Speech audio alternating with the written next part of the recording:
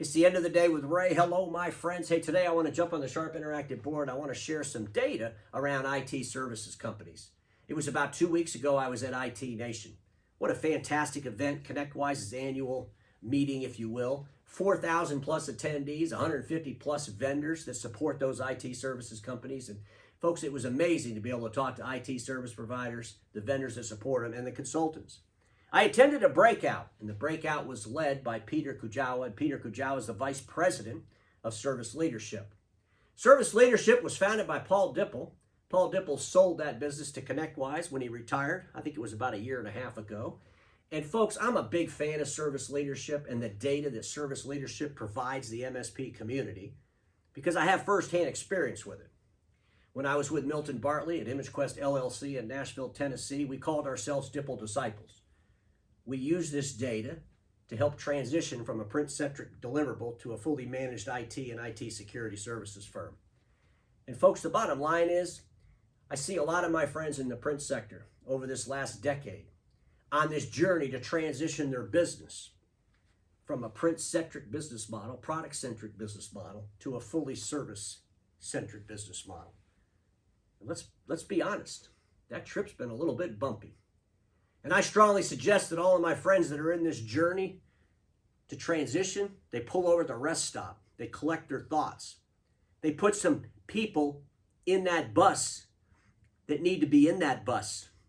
And they get some people maybe out of the bus. And they get back out on that road, that journey toward transition. But they do it based on data, based on facts, not fantasies or dreams or marketing strategies. They do it based on reality. And the only way our industry is going to transition successfully is to make sure that that journey toward that transition is based on reality and based on real data. Service Leadership has the most data in the world. Service Leadership's data was built to help MSPs go from the bottom quartile to the medium quartile. Let's get good, then let's get great. And it's all based on EBITDAs. It's based on maturity level of those organizations and their business maturity and how they're going to market and their strategies. And at the end of the day, folks, you can build an IT services company, but if it's not profitable, what good is it? If you're one of my friends that sells supplies and services print equipment, do you really want to build a sub $1 million IT service company that's unprofitable? Do you want to build a $5 million IT services company that's unprofitable? You got a $50 or $60 million print business? What do you want to build? Do you want to build a lifestyle IT services company that doesn't make any money, or do you want to build a really strong business where people are paying for your intellect and your expertise and you're making a good profit and you're doing things the right way? I would think all of you want to do that. Well, you're not going to accomplish any of that if you don't pay attention to the data. And I truly believe that Service Leadership has the best data there is. And I also want to say this. ConnectWise or Service Leadership do not sponsor the End of the Day with Ray. Maybe they should, but they don't. But here's the reality. Service Leadership is good data.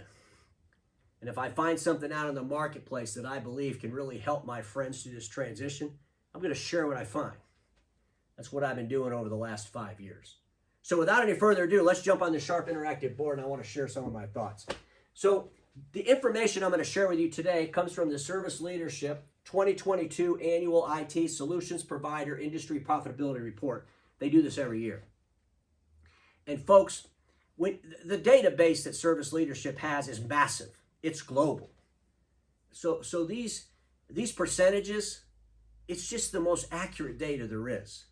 And I challenge anybody to tell me where there's a better data pool. Because folks, a lot of times we get into these peer groups and we're measuring ourselves against what? What are the benchmarks? We don't want to be the cream of the crap, okay? We want to be the cream of the globe. We don't want to be the cream of the crap. We got to make sure we're careful of how we're benchmarking, who we're benchmarking with. And we need to use those folks that have a broad base of data. These defined groups of data don't really help us understand the global marketplace. And we need to understand what's going on around the world. We need to understand what's going around in our market. We need to understand what good looks like and how to get from good to great. So let me just jump in here first. And the first thing I want to do is I want to talk about this operational maturity level. And you've heard me use this term before. This term is a trademark term from service leadership. And it's all about your operational maturity level. You know, how are you running this business? And how do you expect to grow your business if you can't increase your operational maturity level to run it? I want to read these operational maturity levels. There's 5 of them. Let me describe to you how service leadership describes each one of these levels. Level number 1 is the beginning. Don't know what you don't know. Largely trial and error. I call it the winging group. Okay, this is where they wing it. I think about some of my friends in the print sector. They went out, maybe they bought a dysfunctional IT services company. They don't even know what they're doing in IT themselves. They're going to go buy a company that maybe is dysfunctional, and then they're going to start winging it. And they're going to throw stuff at the wall and see if it works.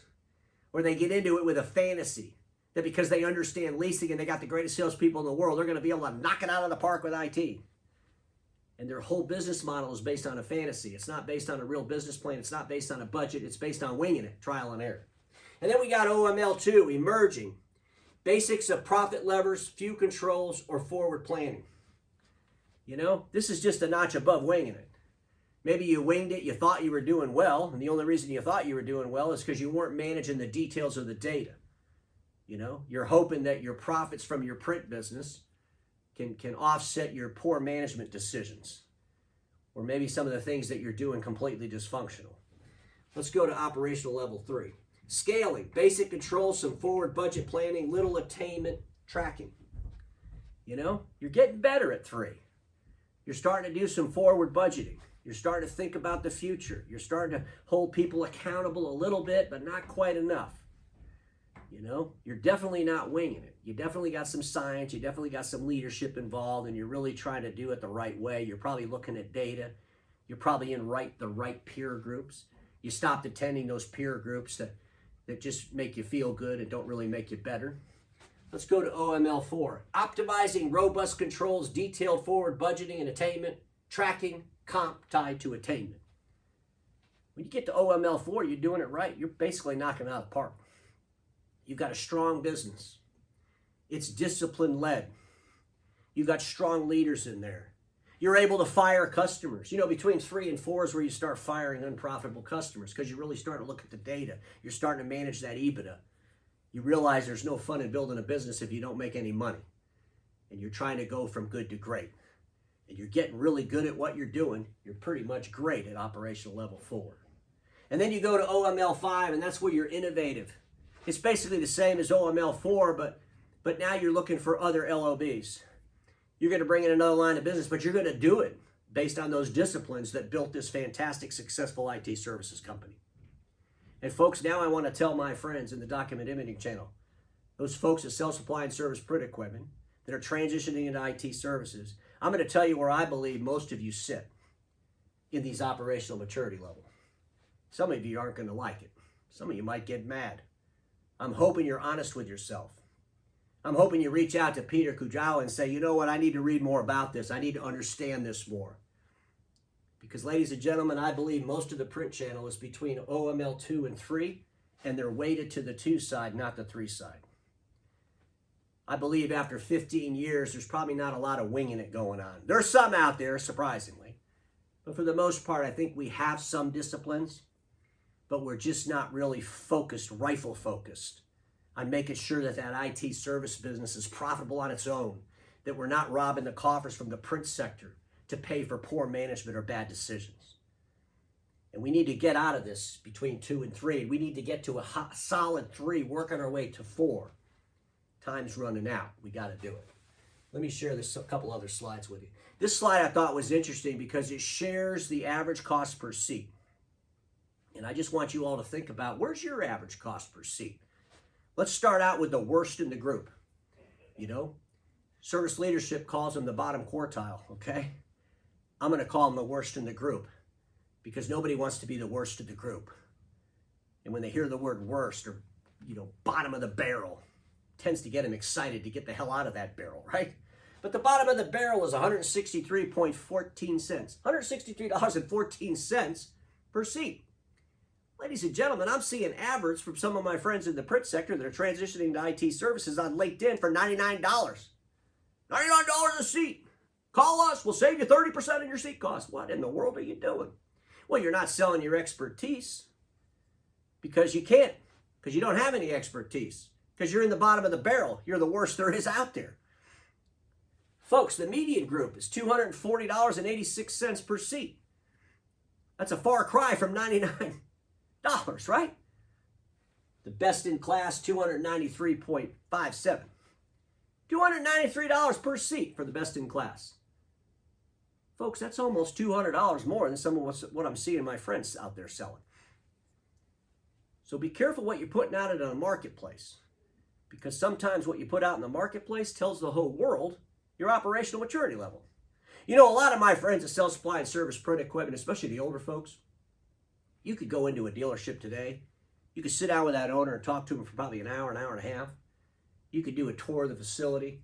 You could talk to the service manager, the vice president of sales, if you will, and you could pretty much determine if that company's profitable just from those conversations. A couple hours in their office. You would know their top line revenue, and you pretty much could probably guess what their bottom line number is. The problem is, most of my friends in the print sector, they don't have that skill set around IT. And they need to surround themselves with people that have that skill set. They need to go where the data will help them learn that skill set. And they need to stop hanging around in these clubs and groups that make them feel good and are benchmarking each other. Because you can't benchmark each other if you're all trying to transition. You might be benching the crap, and nobody wants to be the cream of the crap. Just some things to think about, folks.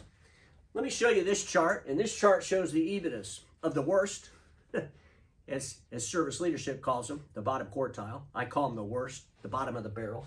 Let's start out with the worst. The worst EBITDA is minus 0.6%. We're below the line. We're not making any money at all, and we're happy. Are we really? Lunacy. The median group, 9.7% EBITDA. Folks, that's still pretty low, right? That's still pretty low. Let's go to the best in class, 21.1%.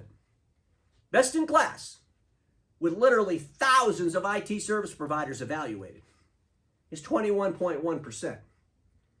So when you hear these nut jobs out there talking about 37% EBITDAs, run from those people. And ladies and gentlemen, I believe when they publish this report for 2023, we're going to see even the best in class are going to start taking a hit on EBITDA as interest rates rise on business loans. What else? What else is going to affect that EBITDA? Human capital cost. We all know that continues to increase. And so here's the reality. It'll be those best-in-class folks that understand the importance of raising prices, that aren't running around having sales, that are running around selling their expertise.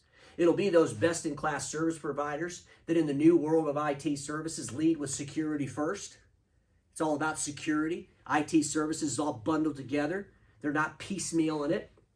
They're selling a secure environment for the customers they serve and support. But at the end of the day, folks, you can see there's a big difference between the median folks at 9.7% and the best in class at 21.1%.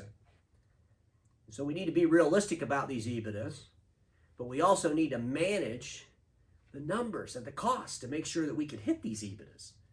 Because ladies and gentlemen, what's the sense?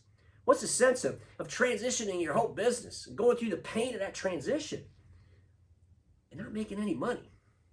That would be terrible, right? This slide is an interesting slide, and I want to just share it with you because it shares the average revenue of MSPs in 2014 and the average revenue in 2021, and I just want to point out a couple of things. I've been saying for a long time that most IT service providers out there are really sub 5 million. You know, there's a lot of them that are under 1 million. What was the percentage of MSPs in the marketplace in 2014 under $1 million in annual revenue? Well, folks, in 2014, it was 44%. 44% of all the IT services companies were under $1 million a year in business. Today, the good news is it's only 28%.